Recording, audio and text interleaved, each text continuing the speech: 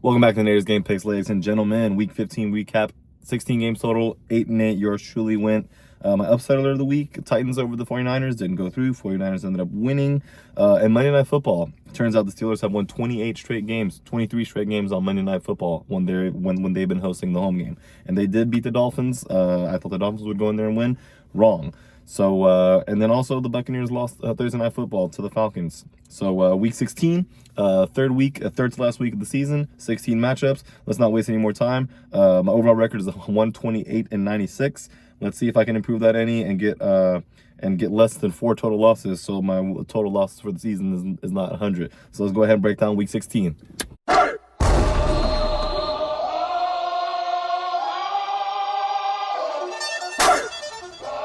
Let's go ahead and kick it off with Thursday Night Football, guys. Rams at the Seahawks. These two teams met earlier, not so long ago. The Rams were at home. Seahawks ended up committing a lot of turnovers, only lost by 3 points. Sam Darnold threw 4 interceptions. Seahawks at home, their defense has been brutalizing most of their opponents. This matchup is going to be a big one. The Rams, Devontae Adams is questionable as he left the game last week with a hamstring injury, so that's going to be big there. Seahawks got to find a way to neutralize Puka Nacua and get pressure on Matt Stafford. I think they do that here, and I think the Rams have a chance to win in the end, but they're going to have to make sure that they play penalty-free, as it's going to be a rivalry game, two fierce competitors. I think the Seahawks win at home over a score of 20-17. Now, Saturday, 5 o'clock, the Eagles at the Commanders. First time these two match up all year. Late in the year, they'll play again week 18. Commanders are hosting them here. Big win last week for the Commanders against the Giants team. I thought the Giants would win. The Commanders ended up winning. They've sidelined Jaden Daniels for the rest of the year. The Eagles, 31-0 shutout against the Raiders. If they can win this game, if they beat the Commanders, they clinch the NFC East. I think after having a better offensive game last week and their defense obviously playing good as they have most of the year under Vic Fangio, I think they get the job done against Commanders, who did show a lot of good signs of life. But obviously, I think it's going to be too much for their offense to overcome this Eagles defense. And I think the Eagles offense is able to run the ball against this Commanders defense. I think the Eagles win on the road with a score of 28-14.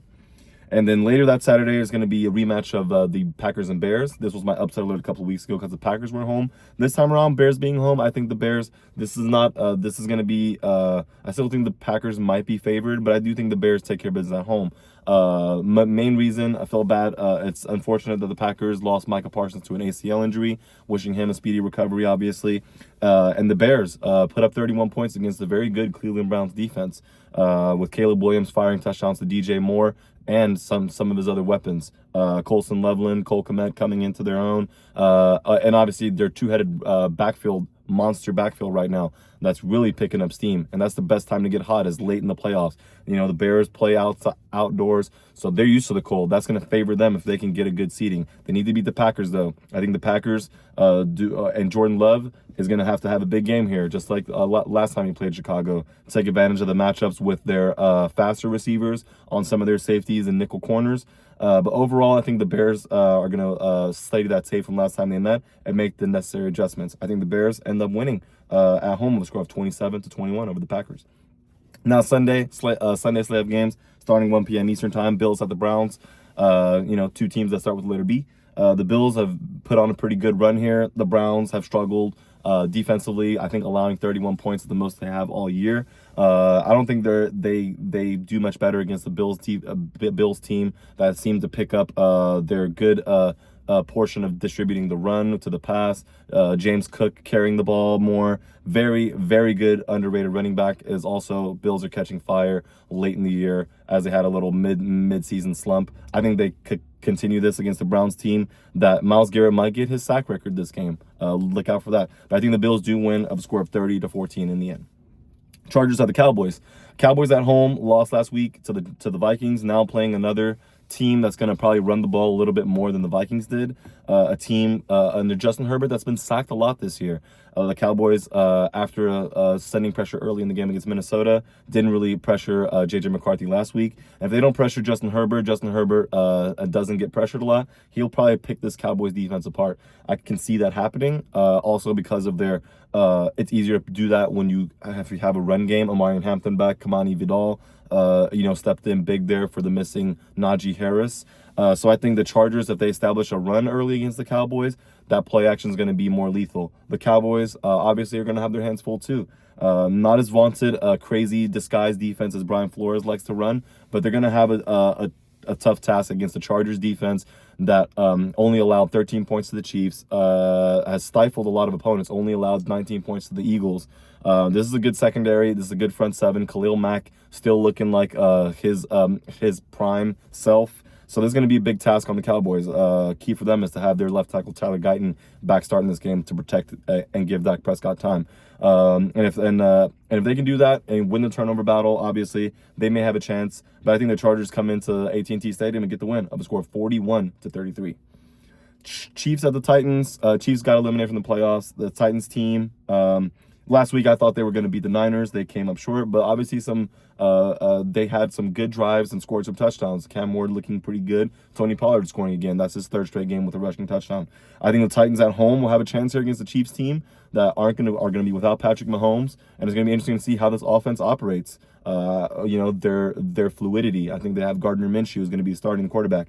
I do think they win simply because the Titans team has been very inconsistent, although they've been competitive, but very inconsistent and been very poor on offense most of the season. This could be a game that goes either way, but I'm picking the Chiefs because of the defense. I think Steve Spagnuolo is gonna do a very good job disguising and confusing Cam Ward and sending a lot of pressure his way. Obviously, as this Chiefs defense is known for. So I do think they win for that reason of a score of 27-24. Jets at the Saints. Saints at home in the Dome. They're very tough to beat there. Jets obviously haven't looked good. They gave up 48 points to the Jaguars on the road. Going on the road again against another team that's starting to, find themselves. Kellen Moore, I think, is, going to finish he's definitely putting on a campaign to finish the year strong. So the Saints go into the next season with momentum. They'll have, some contracts and have to clear cap space in the offseason. But what better way to go in to go into the offseason with a winning streak? And I think they're going to continue that. I think the Saints beat the Jets of a score of 28-13, improving Tyler Shuck's winning percentage to a winning record as a starting quarterback. Vikings at the Giants. Vikings, as mentioned, beat the Cowboys on the road. They're going to go on the road again against another NFC East team. I think the Giants, they did play the Commanders last week with Jackson Dart. Tyrone Tracy had a pretty good game. So he's going to have an opportunity here in this game against the Vikings if they're going to do that same type of thing that they did to Dak Prescott on Sunday night to Jackson Dart. Double A gap mug with the linebackers, blitzing the safeties, dropping other people. It's quite incredible. I saw it in person, guys. Brian Flores does not play around. So I do think the Giants, Jackson Dart's going to have his hand full. I think the Vikings go into the road to get another big win here and maybe establish.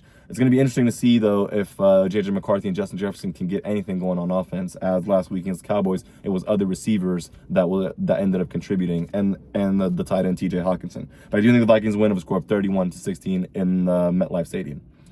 Buccaneers at the Panthers, first matchup of the year between these two teams. They'll play again later in the year. Panthers at home, I think this favors them over the Buccaneers being on the road. The Bucs do play good on the road, however, with Bucky Irving, Sean Tucker, and Rachaad White. I think that's what they're going to have to do to the Panthers to keep the ball out of Mayfield's hand. You don't want him passing. This Panthers pass rush has had good days and bad days, and this Panthers rush defense. So it's going to kind of depend there. The team that commits the fewest penalties, I think, is going to have the better shot. I think the Panthers, after a upsetting loss last week, they got swept by the Saints for the season. They have something to prove here. I think Bryce Young bounces back, but I think this Buccaneers defense really has to tighten down their defense as they gave up a lot of points late. And maybe the Panthers utilize their tight end as Kyle Pitts had 160 yards receiving against this Buccaneers defense. So it's going to be interesting to see. I do think the Panthers being at home benefits them. I think they win in the end of a score of 23-20. Patriots at the Ravens. I think the Ravens at home favors them. Patriots team coming off of a loss. They haven't completely sealed up the AFC East race. They still got to play the Dolphins and the Jets, I believe. And they need to win out because the Bills may win out and may take that division now that they split one game with the Patriots. The Patriots at the Ravens. Ravens are trying to make the push for the playoffs. Steelers won, so the Ravens are now behind them in the standings. I think the Ravens got to come out and pull all stops against this Patriots team, as they're very familiar with their head coach, Mike Vrabel, who coached the Titans when the Ravens and Titans met in the playoffs there consistently a couple of years. So I think the Ravens have a lot to prove. I think they're going to run heavy, play action with Lamar, and Lamar's got to be very efficient. I don't think they want to run him too much against this Patriots defense. They play very sound, they play very fundamental, but they give up 35 points to the Bills. So I think the Ravens are in position to put up some points here. I think the Ravens do win against the Patriots team that needs to find their footing back going into the playoffs. As they will most likely make the playoffs. But whether or not they win the division is yet to be seen. I think the Ravens win with a score of 34-31. Now to our 4:05 slate of games, Eastern time, Jaguars at the Broncos. And this is going to be my upset alert. My upset alert of the week is going to be the Jaguars beating the Broncos in Denver, in the Mile High City.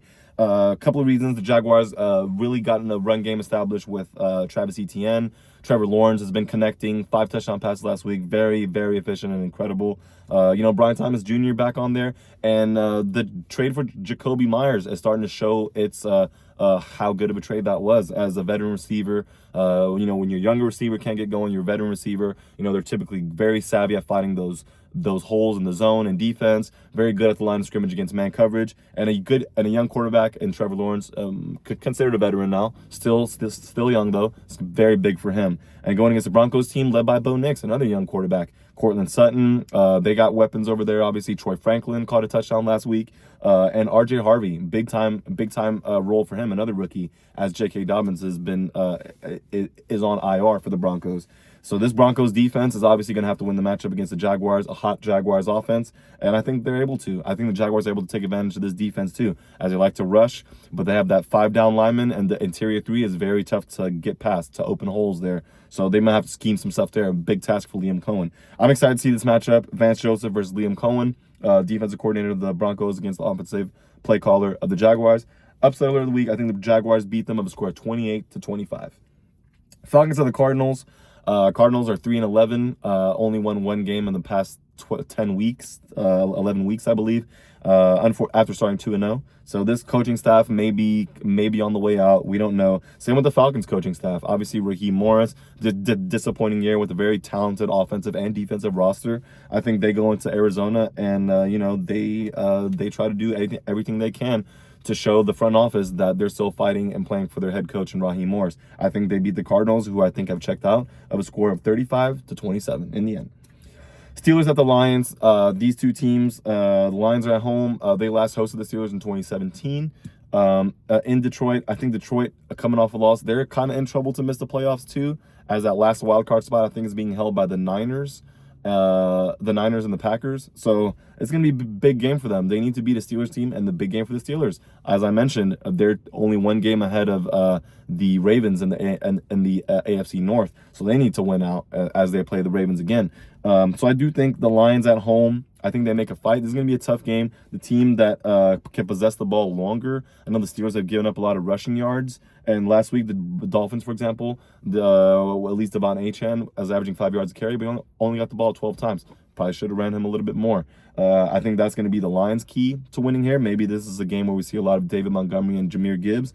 But overall, I think the Steelers are going to make a lot of adjustments to stop them, especially on defense. And they're going to have to make some, and they're going to have to attack this Lions defense that play mostly man. Get DK Metcalf involved. Got to get their tight ends involved. Jonnu Smith, Pat Freiermuth. There's a lot of matchups to take advantage of on the Steelers side. I think it's going to be close. I think it's going to be a tough game, hard fought. I think the Lions do come out on top as the home team victor of a score of 26-24. Raiders at the Texans. Texans at home. Another team pushing for the playoffs. A little likely pushing the Colts out and them getting into the wild card. It's going to be close to see. I'm not sure. I think they're also in the hunt, just like the Lions are for the NFC side.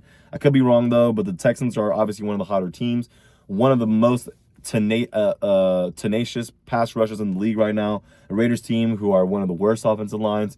This is going to be a very sad matchup for them, unfortunately. Unfortunately, not unfortunately. It's pro football. You got to line up and play who's on your schedule. I think the Texans at home lay work to the Raiders. Maybe they'll throw in their reserve players, later in the game. I think Nico Collins is primed for a big game. Same with Woody Marks. I think the Texans win at home with a score of 30-10 over the Las Vegas Raiders. And then Sunday Night Football, we got the Bengals at the Dolphins, two teams that are eliminated from the playoffs. I think this could be a high-scoring affair. The Dolphins just announced Tua Tagovailoa has been benched for Quinn Ewers, a young quarterback there out of Texas. And then the Bengals playing with Joe Burrow. It's going to be interesting to see where his body language is at, where his head is at. You know, there's a lot of questions about him maybe retiring. We'll see what happens because of all the injuries he sustained. So this is going to be an interesting Sunday night matchup. Not quite similar to the one last week. There was still one team still in playoff contention hopes. This week, both teams are eliminated. But I can see the Bengals coming into Miami Hard Rock Stadium, putting up a good show against the Quinn Ewers, and then coming out on top, the victor of a score of 35-34. Monday Night Football, 49ers at the Colts. The Colts are at home. The Colts have beat the 49ers 5 straight times, dating back to the 5 last matchups they've had against them, and they lead the overall series by 8 games. 8 wins, that is. So I think the Niners will probably break that curse. Obviously, they're a wild card seeded team, the last wild card team at 10-4. So they need to win. They can't afford to lose, as then another team in the hunt is going to jump that spot, like a Lions team, like, for example, the Detroit Lions. So I think the 49ers on the road against the Colts team, led by Phillip Rivers last week, still came up short. I think the Colts make the stops. They're going to play a lot better at home, but I think the Niners are they've just proven that this year they've despite the injuries, they're coached well and they're always prepared. I think they come into Indianapolis. If they can limit Jonathan Taylor's involvement in the red zone, keep him to kick field goals, I think they have a chance to win. And I think they do in the end of a score of 27-23. That wraps up week 16. We're almost at the end of the year. The playoff picture will be settled. Week 17, week 18 left. These 16 matches will be broken down next week here on Nader's channel. I love you guys, and I'll be there to break it down. Enjoy the weekend of football. Take it easy.